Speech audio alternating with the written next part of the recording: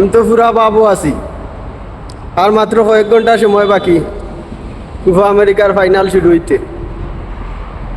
আমি রেডি, আপনারা রেডি নি? সব রেডি হয়ে যাও কা।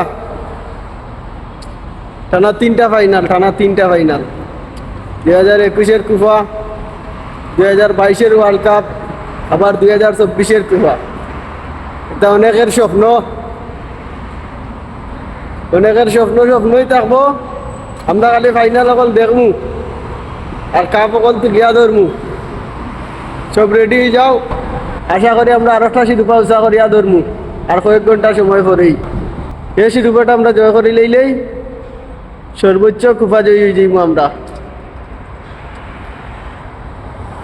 সবাই রেডি থাকো। এটা আসরা দেখো আর চলো।